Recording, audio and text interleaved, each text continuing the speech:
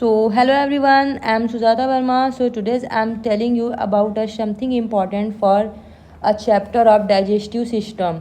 So, ये 11th class का chapter है डाइजेशन एंड एब्जॉर्प्शन। सो जैसा कि आप सब देख रहे हैं कि मैंने एक स्ट्रक्चर ले रखा है, एक फिगर ले रखा है। ये है ह्यूमन डाइजेस्टिव सिस्टम का डायग्राम है ये। तो मैं ये बना भी सकती थी बट ये मैं डाउनलोड करके लेके आई हूँ ताकि अच्छे से समझा जा सके। सो जैसा कि हमारा ये जो चैप्टर है digestion and absorption. So digestion means क्या होता है? डाइजेशन मीन्स होता है दिस प्रोसेसेस ऑफ डाइजेशन जो होता है ये एक प्रोसेस होता है, ठीक है। इसमें हम कॉम्प्लेक्स फूड को इन प्रेजेंस ऑफ वाटर में सिंपल एंड एब्जॉर्बेबल फॉर्म में कन्वर्ट करते हैं। तो पहले हम लिख लेते हैं यहाँ पे कि what the meaning of digestion. Okay, so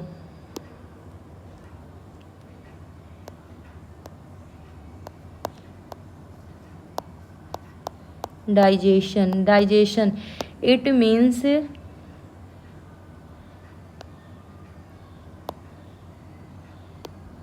blue colour ले लेते हैं। डाइजेशन दिस प्रोसेस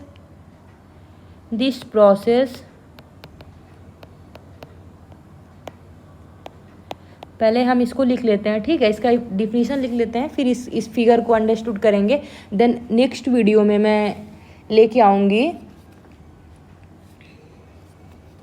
इनकी कितनी लेयर्स होती हैं। ओके, डाइजेस्टिव सिस्टम्स में कितनी लेयर्स होती हैं। एसोसिएटेड ग्लैंड, जैसे आपने ये देखा होगा सीरोसा, मस्कुलरी, सब mucosa and mucosa, in 4 layers को मैं समझाऊंगी। ये wall of alimentary canal. So alimentary canal जो होता है हमारा, ये हम जैसे कि हम देख रहे हैं ये हमारा माउथ है, ठीक है। रुको, इस फिगर में ये जो है माउथ कैविटी दे रखा है।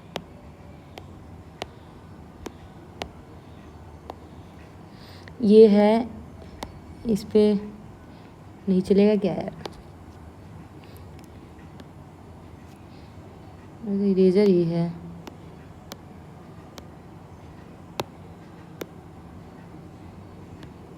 अब ये ठीक है, ये क्या है? Mouth cavity. ओरल कैविटी जो होता है हमारे माउथ, लिप्स नहीं, लिप्स के अंदर जो भी म्यूकस से ये गिला गिला पार्ट जो होता है उसको हम ओरल कैविटी कहते हैं, ठीक है। ये पूरा माउथ से स्टार्ट होता है। अब ये क्या दिया गया? Salivary gland. हमारे सैलिवरी ग्लैंड्स टोटल कितनी होती हैं? 6 इन, ये सही से वर्क नहीं कर रही है मेरी pencil. 6 in number and 3 pair. 1 pair means 2 in numbers and 3 pair से 3 × 2 कर दीजिए तो 6 इन नंबर हो जाएंगे, ठीक है। अब ये क्या है? फेरिंग्स जो है हमारा, ये हमारा जो एलिमेंट्री कैनाल का पार्ट नहीं है, ये रिस्पायरेटरी सिस्टम का पार्ट है, ठीक है। ये देखिए माउथ से ये हमारा ओरल कैविटी हो गया। ये जो माउथ से ये फिर ये देखिए ये जो लंबी सी पाइप दिख रही है इसे हम क्या बोलते हैं? ईसोफेगस, ठीक है। ईसोफेगस जो है ये यहाँ से ये देखिए ये स्टमच में खुल रहा है। स्टमच के 3 पार्ट्स होते हैं। स्टमच के 3 पार्ट्स होते हैं, कार्डियक, फंडस एंड फाइलोरिक, ठीक है। जो ये वाला पार्ट है इसको बोलते हैं कार्डियक, इसको बोलते हैं फंडस, और जो लोअर पार्ट है इसको बोलते हैं पाइलोरिक, इसको बोलते हैं पाइलोरिक। ओके, स्टमच की हमारा 3 पार्ट होता है। लीवर इस ये कौन सा साइड है? ये राइट है और ये लेफ्ट है, ठीक है। और इसी के जस्ट अटैच होता है ये गाल ब्लैडर का वर्क होता है। ये कोई एंजाइम नहीं सिक्रीट करता है, ठीक है। ये ओनली बाइल को स्टोर करता है। ये ओनली बाइल को स्टोर करने का वर्क करता है। जो हमारा बाइल सिक्रीट कौन करता है? लीवर जो है वो बाइल को सिक्रीट करता है, बट स्टोर कौन करता है? Gall bladder. अब जो हमारा स्मॉल इंटेस्टाइन है, स्मॉल इंटेस्टीन के 3 पार्ट्स होते हैं, जेजनम, इलियम एंड डिओडिनम। ये डिओडिनम जो है ये देखिए यहाँ से स्मॉल इंटेस्टाइन शुरू हो जाता है और यहाँ पर एक स्फिंक्टर भी होता है, उसको हम कहते हैं गैस्ट्रो इसोफेजियल सॉरी इसको बोलते हैं पाइलोरिक एक्सफिंक्टर। बिकॉज ऑफ ये जो ये पार्ट होता है इसको हम पाइलोरिक रीजन बोलते हैं, जैसा कि भी मैं पहले बता चुकी हूँ। इसको क्या बोलते हैं हम? पाइलोरिक एक्सफिंक्टर। एक्सफिंक्टर मीन्स क्या होता है? ढक्कन। एक यहाँ भी होता है ढक्कन, जो जब हम कोई भी चीज़ फूड को अंदर निगलते हैं तो जब ये यहाँ पर आता है तो ये ऊपर बैक साइड ना फ्लो कर दे, सो इसलिए यहाँ पर एक एक्सफिंक्टर होता है। एक्सफिंक्टर मीन्स क्या होता है? ढक्कन, ठीक है। इस ढक्कन को हम बोलते हैं कार्डियक एक्सफिंक्टर। कार्डियक, बिकॉज ऑफ ये कार्डियक स्टमच का जो कार्डियक रीजन है तो इसको हम कार्डियक एक्सफिंक्टर बोलते हैं। क्या बोलते हैं? कार्डियक। इसको हम बोलते हैं कार्डिक एक्सफिंक्टर। और गैस्ट्रो इसोफेजियल एक्सफिंक्टर भी बोलते हैं, हम इसको बोलते हैं गैस्ट्रो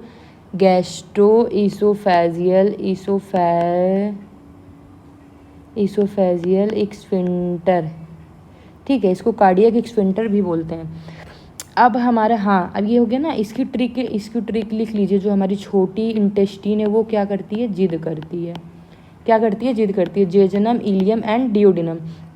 और मोर क्वाइल्ड पार्ट जो होता है, मोर क्वाइल्ड पार्ट है वो है इलियम, और डियोडिनम क्या है? लेस क्वाइल्ड, ठीक है। अब हम आते हैं लार्ज इंटेस्टीन पे। तो जो हमारा लार्ज इंटेस्टीन है ये, ठीक, इसको मैं अंडरलाइन कर लूँ क्या? जो ये हमारा लार्ज इंटेस्टीन है इसके 4 पार्ट्स होते हैं। एक colon, caecum, colon and rectum, okay. Caecum, colon and rectum. और ये जो लास्ट पार्ट होता है इसको बोलते हैं एनस। इसी के थ्रू हम क्या करते हैं? डिफिकेशन करते हैं। जो हमारी फीसेज होती हैं इसी के थ्रू बाहर आती हैं, ठीक है। अब ये जो हमारी जो स्मॉल इंटेस्टीन है, ये जो यहाँ ओपनिंग है इसको कहते हैं इलियोसिकल वॉल्व। इसे बोलते हैं इलियोसिकल वॉल्व। अब यहाँ से जो फीसेज सब पूरा डाइजेस्ट हुआ है तो ये अब लार्ज इंटेस्टीन में आएगी। लार्ज इंटेस्टीन के थ्रू ये ऐसे ऐसे करके बाहर हो जाएगी। अब इसमें जो मूवमेंट होता है उसको हम बोलते हैं पेरिस्टालिसिस मूवमेंट बोलते हैं। सो आई होप आपको ये जितना भी डायग्राम में दिया होगा सब समझ में आ गया होगा, ठीक है। और ये जो हमारा अपेंडिक्स है ये वेस्टिजियल ऑर्गन है। इसका कोई भी वर्क नहीं होता है कि ये डाइजेशन में हेल्प करे या कुछ। ये वेस्टिजियल ऑर्गन है, ये वेस्टिजियल है भाई साहब, ये वेस्टिजियल ऑर्गन है, ठीक है। सो आई होप ये डायग्राम में जितनी भी चीज़ें दी गई हैं आपको अच्छे तरीके से समझ में आया। हाँ एक चीज़ और बता देती हूँ मैं, ये जो हमारा ये रीजन होता है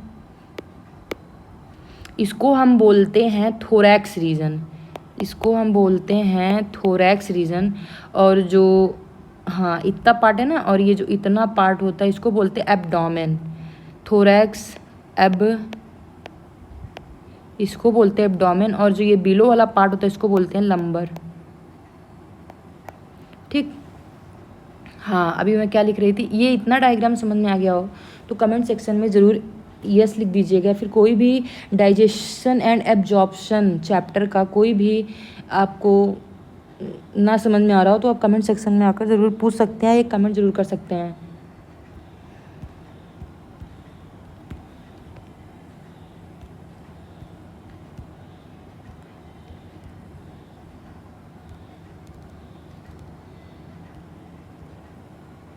अब हम डाइजेशन का लिखते हैं, ठीक है। डिफिनीशन ऑफ डाइजेशन लिखते हैं और लिखते हैं हम कि जो हमारा डाइजेस्टिव सिस्टम है वो डिवाइडेड है 2 पार्ट्स में। Digestive system, alimentary canal and digestive associated gland या डाइजेस्टिव ग्लैंड। एसोसिएशन मीन्स जो हेल्प करती हैं किसमें? डाइजेशन में, इसीलिए उनको हम क्या कहते हैं? डाइजेस्टिव ग्लैंड्स कहते हैं। अब this process of conversion of this process, sorry blue कर लूँ यार, हाँ, प्रोसेस ऑफ कन्वर्जन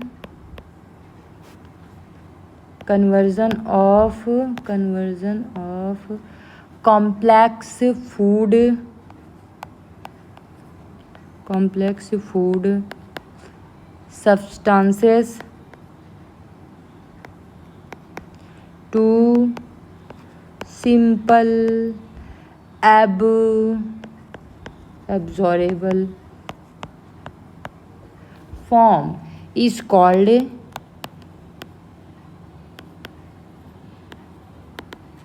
भाई राइटिंग भी उतना ध्यान मत देना, ठीक है, इज कॉल्ड डाइजेशन। अब ये इसका क्या हो गया, ये डिफिनीसन हो गई। और ये डिफिनीसन जो है ये एनसीईआरटी की डिफिनीसन है, ये एनसीईआरटी में गिवन है।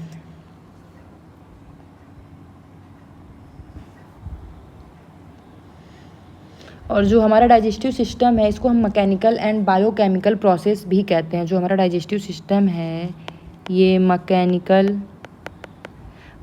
क्यों, क्योंकि इसमें इतने सारे ऑर्गन्स मिलकर सब वर्क कर रहे हैं, तो इसलिए ये मैकेनिकल हो गया। अब biochemical, bio means living, chemical means ये अभी बहुत सारे इसमें हार्मोन्स भी रिस्पॉन्सिबल हैं। जो हमारे इंटेस्टाइन हैं इनकी जो 4 लेयर्स हैं, सिरोसा, मस्कुलरी, सबम्यूकोसा एंड म्यूकोसा, ठीक है, ये इनमें कुछ जो सेल्स हैं उनमें मॉडिफिकेशन हो गया है, तो वो अपना डिफरेंट वर्क करती हैं। अब नेक्स्ट वीडियो में लेकर आऊँगी एसोसिएटेड ग्लैंड पे, ओके। तो एलिमेंट्री कैनाल जो है, नहीं पहले अभी इसको हम पार्ट लिख लेते हैं, ठीक है। मैकेनिकल और बायोकेमिकल। बायो मीन्स लिविंग और केमिकल मीन्स जैसा भी बताया ना हार्मोन्स, और प्लस म्यूकस और जो भी ये सब सिक्रीट करता है, तो वो। अब आगे हम डाइजेस्टिव सिस्टम के कितने पार्ट्स हैं, 2 पार्ट्स हैं।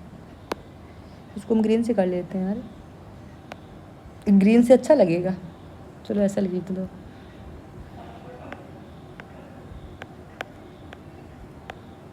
डाइजेस्टिव सिस्टम लिखते हैं हम, digestive system it's divided into 2 parts, alimentary canal and associated gland.